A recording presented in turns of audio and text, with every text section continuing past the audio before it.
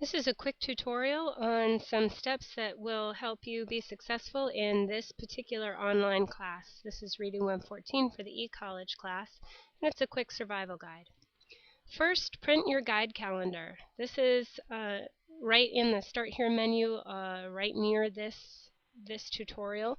This guide calendar corresponds with, it's just a monthly calendar, January, February, March, April, and May. But it lets you know which unit we're in which week. It lets you know which unit corresponds with each week of the semester, so you can always know what week you're supposed to be in on what day. It reminds you that discussion board contributions are due by Wednesday at midnight of each week that you have a graded discussion board. It lets you know when to sign up for a proctor use session, and it tells you when exam times will be available. So even though it's just a one-off print it, you should print it, keep a copy. You need to work ahead, not behind. If you have to do the bulk of your work on the weekends, that's great. The e-college course is designed to let you work when you are able to work, but we do move at a particular pace. So if you need to work on the weekends and that Wednesday deadline is not when you're going to be able to work, you're going to need to work ahead and plan ahead so that your contributions can be into the discussion board for the week ahead early. If you can't do it Wednesday, do it the Sunday before. So you need to work ahead in your first week or two if you're really only able to work on weekends to ensure that you're able to get your contribution to the upcoming week's discussion board completed on time. Turning in work early is totally fine. Turning work in late is not fine. That's where you're going to run into trouble. So early, fine. Late, not good. Also, if you turn work in early and you have questions or concerns about it, you can let me know and I can take a peek, and you can even redo it before it would be considered late. So early is good, late is not. Use the Weekly Assignments button in Blackboard. On the left-hand menu, there are a ton of buttons, but there's one that is separated from all the others, and it says in all caps, Weekly Assignments. This is where you go. So when you go into our class, the first thing you do is read the announcements on the opening page, and then go straight to Weekly Assignments and find the week you're in. Okay? Using shortcuts to the discussion board or to quizzes might mean that you're going to miss things. You're going to miss the lectures, you're going to miss other kinds of assignments that aren't discussion boards or quizzes, and you're going to miss your to-do list and other important instructions. You have to go through the Weekly Assignments button. Click to open every button you see in each week. So when you go to week 1, unit 1, you have to click on every button that you see in there. If you see a button, there's something in it for you to see, read, or do. Everything you need is under Weekly Assignments. There is rarely any need to enter the week's work through any other Blackboard button. Yes, there is a discussion board button and you can use it, but you're missing things if you don't go through the Weekly Assignments button. That's where you enter the class. You enter, you look at the announcements, and you go straight for your Weekly Assignments button. That's why it's highlighted the way it is. Read the announcements. Each week I will add announcements to the page that you see when you first enter the course. Don't ignore these. Stop and read these announcements carefully. They tell you important things about what you did well in the previous week and what's important in the week ahead. So make sure you're reading those. If people are all struggling with the same thing, I'm going to put an announcement here to help everybody out. If those announcements ask you to watch a new tutorial, please locate it and watch it. That means everybody's struggling with the same thing and I'm trying to help you. So make sure that if it asks you to watch a new tutorial, that you watch it. Find and use the tutorials. In addition, from time to time, I or your instructor will add a quick tutorial video on how to do something. Typically, this is something that several students have struggled with, so it's important to get that guidance. There are also tutorials on nearly every kind of technology you need to use in this course under the Course Technology button, again in that left-hand menu when you first log into the class. If you're not sure how to use Screencast-O-Matic, there's a tutorial in there. If you're not sure how to use Prezi, if you're not sure how to use Microsoft Word, there's a tutorial in there. So explore those resources. If it says to use a kind of technology that you're not familiar with, look in that Course Technology button, and there's probably a tutorial in there that walks you through exactly how to use it. If you're looking for a tutorial and you can't find it and you feel like you need one, shoot me an email and I'll send you a tutorial.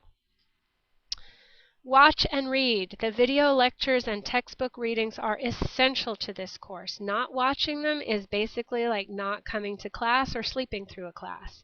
The video lectures are the class. The textbook supports the class. You're not going to learn what you need to for the quizzes or the tests without watching the video lectures and the textbook. So, you should watch all video lectures and take notes while you watch. Notes can be used on quizzes. These are not proctored quizzes. These are you understanding what you read quizzes. That means you can use your notes. You should be using your notes. If I were taking this class, I would be using my notes. They can't be used on tests. That's higher stakes, and those are proctored, and notes are not allowed. But you can use them on the quizzes. There's absolutely no reason not to be taking notes on those video lectures. You should watch the video lectures more than once, and definitely watch them before attempting a quiz. If I see that anyone has taken a quiz without watching a video, and yes, I can see who's watched the videos, then it's going to be pretty tricky for you to pass that quiz without having learned the material first. So definitely watch the video lectures and do the readings before you attempt a quiz. You have to check your LSCC, Lawson State Community College email regularly. Email is how I correspond with you, and I correspond with you through the LSCC email. I don't have your personal email. It's not linked to Blackboard, and that's not how I'm going to correspond with you. I need you to check your Lawson email on a regular basis. A regular basis means at least once in a 24-hour period. That's how often I check mine, and that's how quickly you can expect me to get back to you. I need you to do the same for me. Okay, so check that email on a regular basis. You can even set it up to push those email notifications to your smartphone so it can be with you anytime. Email is also how Lawson communicates with you. So if there's a school closing, if there's something that you need to know about registration, if there are canceled classes, Lawson communicates with you through your Lawson State email, so you need to be checking it regularly. Lawson email is the email attached to Blackboard and to this class. It will not suffice to check your personal email. You shouldn't email me through your personal email because I won't know who you are and it'll probably get shot into my spam folder. You need to make sure that you are using the Email My Instructor button in the class and make sure that you're sending me an email directly. Great. Through the Blackboard class. Ask for help. This is not an autopilot course where you don't have an instructor. You have a live, living, real instructor who is ready to give you live, real-time help. So if you're struggling with anything, understanding the material, being able to read the novel, getting bored, getting lost in the novel, getting confused by the novel, getting confused by the chapters or the video tutorials, you should reach out to me. I'm here to help you with that. If you were here in my class in person, I'd help you with it. Just because you're on the other side of a computer instead of the other side of the room does not mean you can't raise your hand and ask for clarification or ask for help. I'm here. I'm just here through a computer. That means if you don't understand anything, you can set up an appointment. You can live chat with me through Blackboard. You can set up a phone call appointment. You can even set up a Skype chat where we can see each other, look at our computer screens together. I can show you my computer screen. You can show me your computer screen. We can see each other's faces. We can have a real human interaction. So please, those times are available really anytime before 9 o'clock in the evening, any day but Sunday. You just need to set up an appointment and hold that appointment. Online tutoring is also available. So you can get tutoring online as well. Not from me necessarily. You can go to another tutor online. But all sorts of help is available if you reach out for it. Take the quizzes twice. I know this sounds obvious, but maybe it's not. All quizzes have 2 attempts. You should always absolutely review the material and try the quiz again. If you do not pass the quiz the first time, reach out to me or to your instructor for help before you try it again. Don't just blindly try it again. You definitely want to review the material, the lecture, the reading, but you also want to reach out for some help from your instructor before you try it again. So if you don't pass the quiz the first time, that's when you should reach out for help.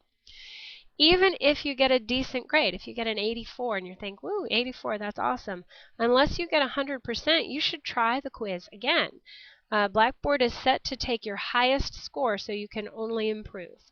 There's no reason to not take it again. It'll take your highest score, and that's what you're aiming for. You want to do your best work. So take all those quizzes twice. I believe that is indeed the last of the advice. But my last piece of advice is just to reiterate one more time to reach out when you need help. I am here to help you when you need it.